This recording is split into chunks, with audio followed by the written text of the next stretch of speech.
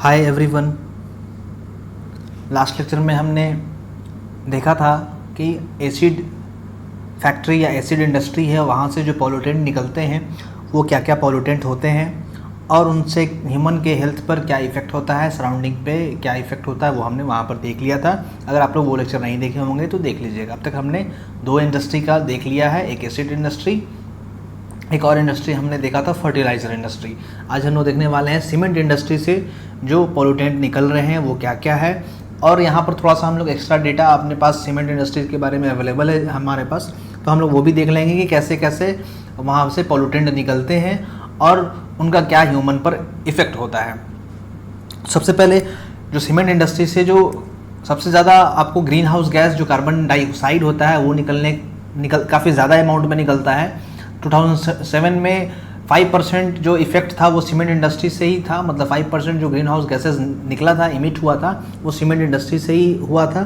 तो वही यहाँ पर आपको मिलेगा इस पॉइंट में। In 2007 the cement industry alone was reported to produce 5% of total greenhouse gases in atmosphere. मतलब सीमेंट इंडस्ट्री से अकेले जो था वो 5% कंट्रीब्यूशन था उसका कि ग्रीन हाउस गैस वो इमिट कर रहा है। जो ग्रीन हाउस गैसेज हैं वो सीमेंट इंडस्ट्री से सबसे हैवी अमाउंट में, सबसे लार्ज अमाउंट में जो होता है वो कार्बन डाइऑक्साइड निकलता है।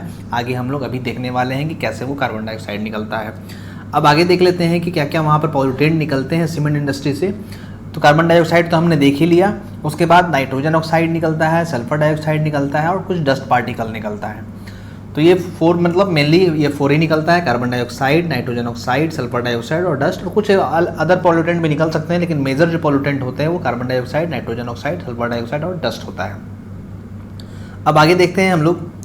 अब सीमेंट इंडस्ट्री का जो रॉ मटेरियल होता है, आपको पता होगा सीमेंट जो बनता है वो लाइम स्टोन और क्ले मिक्स करके बनता है। कहीं 80% और 20% का रेशियो में देता है और कहीं 70 और 30 का रेशियो में देता है। तो आप एक ही याद रखिएगा, 80 और 20 का रेशियो में इसको मिक्स किया जाता है।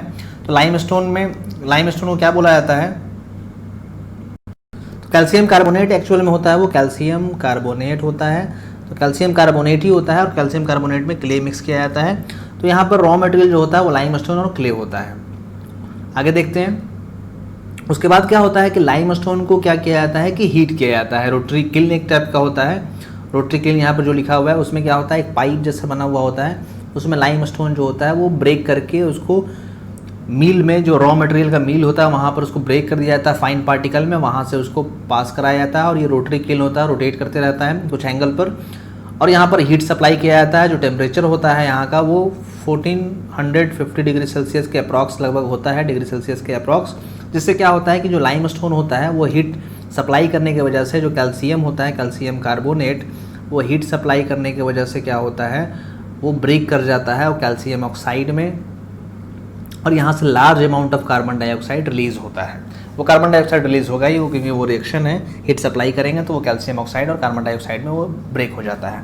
तो वही यहाँ पर लिखा हुआ है कि CO2 is released during the production of clinker. Clinker जो होता है वो जो प्रोडक्ट बाहर निकल कर आता है कैल्शियम ऑक्साइड के फॉर्म में, that is a component of cement in which calcium carbonate is heated in rotary kiln. जब रोटरी किल्न होता है वहाँ पर क्या होता है, कैल्शियम कार्बोनेट हीट होता है। हीट होने की वजह से क्या होता है कि वो कैल्शियम कार्बोनेट ब्रेक हो जाता है, ब्रेक होकर कैल्शियम ऑक्साइड और कार्बन डाइऑक्साइड के फॉर्मेशन करता है। तो वहाँ से लार्ज अमाउंट ऑफ CO2 निकलता है।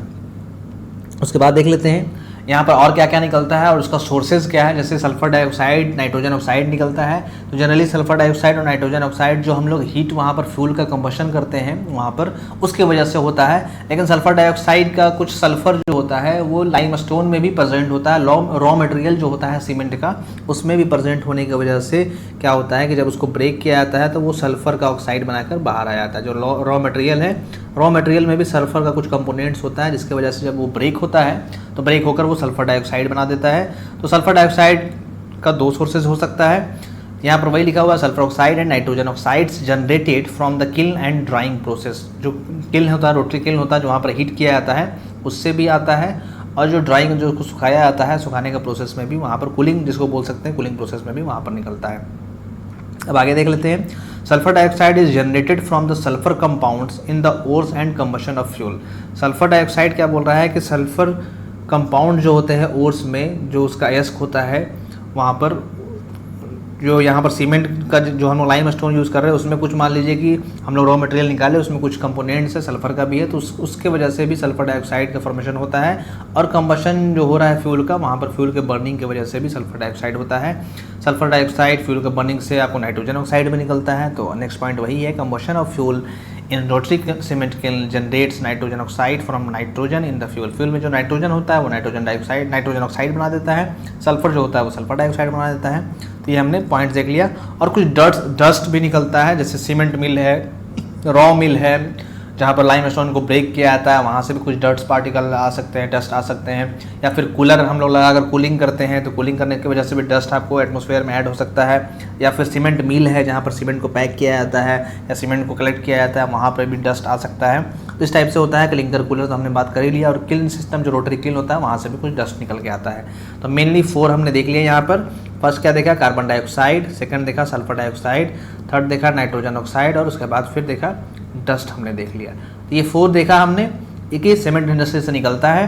प्रोसेस आपको उतना सीमेंट का कैसे बनता है उतना जानने की जरूरत नहीं है, बस एक खाली रोटरी किल्न का कंसेप्ट समझ लेना है।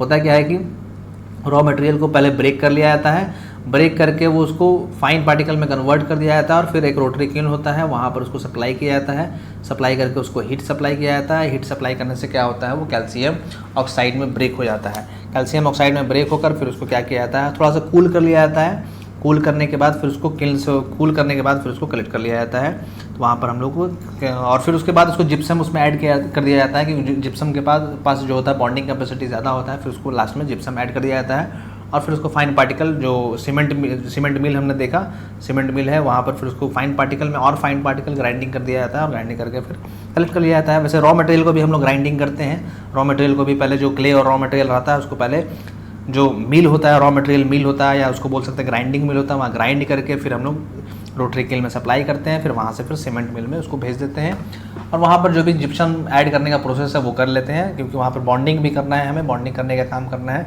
तो वो करते हैं। तो ये सीमेंट बनाने का फॉर्मेशन का है, वो आपको एग्जाम में नहीं लिखना है। आपको बस लिखना है कि सीमेंट इंडस्ट्री से क्या क्या इमिट हो रहा है, और क्या इमिट हो रहा है तो उसका ह्यूमन के बॉडी पर या सराउंडिंग पर क्या इफेक्ट है वो हमने लिखना होता है। तो पहले हमने सीमेंट इंडस्ट्री से क्या क्या इमिट हो रहा है उसके बारे में देख लिया, और कहाँ से वो इमिट हो रहा है, कौन से प्रोसेस से इमिट हो रहा है वो भी हमने देख लिया है यहाँ पर। अब देखते हैं उसका कि क्या इफेक्ट होगा ह्यूमन बॉडी पर और सराउंडिंग पर, क्या इफेक्ट होने वाला है वो भी हम लोग यहाँ पर देखेंगे। तो क्या क्या हमने देखा, यहाँ पर क्या क्या अवेलेबल है। सल्फर डाइऑक्साइड है, नाइट्रोजन ऑक्साइड है, कार्बन डाइऑक्साइड है और डस्ट है। तो हम लोग ऑलरेडी ये तीनों चारों पढ़ चुके हैं। सल्फर डाइऑक्साइड का क्या इफेक्ट होता है, नाइट्रोजन ऑक्साइड का क्या होता है, कार्बन डाइऑक्साइड का क्या होता है, और डस्ट का क्या होता है, मतलब पार्टिकुलेट मैटर जो है उसका क्या इफेक्ट होता है। तो ये सब ऑलरेडी हमने 2 लेक्चर जो इसके पहले जो देखा है उसमें हमने ये दोनों पढ़ लिया है। तो दोनों पढ़ लिया है, तो इस यहाँ पर फिर से हम लोग देख लेते हैं पॉइंट वाइज। जो लोग नहीं देखे होंगे वो देख लीजिए। यहाँ पर इफेक्ट लगभग सबका सेम ही रहेगा। सल्फर डाइऑक्साइड का हमने क्या इफेक्ट देखा था, लंग्स पर इफेक्ट होता है, कार्डियोवास्कुलर प्रॉब्लम होता है, हार्ट से रिलेटेड प्रॉब्लम होता है, फिर एसिड रेन का काउजेज होता है, ये सब हमने देखा था। तो सेम इफेक्ट यहाँ पर भी वही होगा। देख लेते हैं point wise. Effect breathing and may cause respiratory and cardiovascular disease. वही हमने देखा कि ब्रीदिंग को इफेक्ट करेगा और कार्डियोवास्कुलर डिजीज आपको कर सकता है। उसके बाद देख लीजिए काउज अस्थमा, ब्रोंकाइटिस, एम्फेसेमा, जो हमने देखा था लास्ट क्लास में। अस्थमा होता है, ब्रोंकाइटिस होता है, एम्फेसेमा होता है, वो भी लंग्स प्रॉब्लम ही है। उसके बाद primary contributor of acid rain, acid rain का भी प्राइमरी कंट्रीब्यूटर होता है, वो भी हमने यहाँ पर देख लिया था। तो सल्फर डाइऑक्साइड का जो इफेक्ट था वो सेम है, यहाँ पर कॉमन ही है, क्योंकि इसमें तो वेरिएशन नहीं होगा ना। सल्फर डाइऑक्साइड चाहे कोई भी इंडस्ट्री से निकले, इफेक्ट तो उसका सेम ही होने वाला है।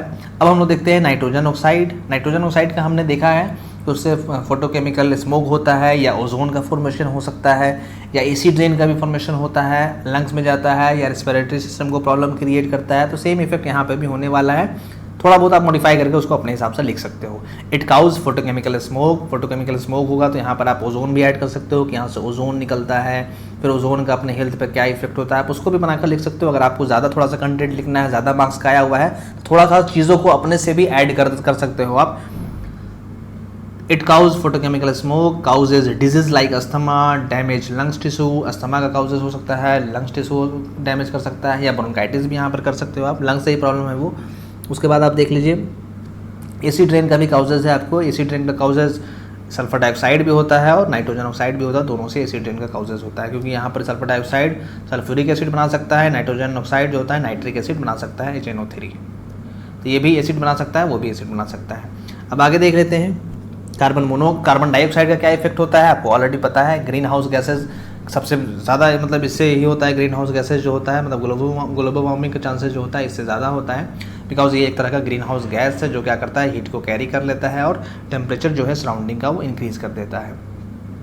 लास्ट देख लेते हैं डस्ट का आप लोग जो पार्टिकुलेट मैटर के लिए जो हम लोग पढ़ते हैं कि क्या होता है, पार्टिकुलेट मैटर अगर बॉडी के अंदर जाएगा, हम लोग इनहेल करेंगे तो क्या प्रॉब्लम हो सकता है। तो पार्टिकुलेट मैटर अगर इनहेल करेंगे तो क्या होगा, इरिटेशन होगा नोज़ में, आइज़ में, लंग्स का टिश्यू को डैमेज करेगा, रेस्पिरेटरी सिस्टम को प्रॉब्लम क्रिएट करेगा, हार्ट प्रॉब्लम हो सकता है। तो ये सब इनमें से कुछ भी 1-2-3 पॉइंट आप खुद से लिख लोगे।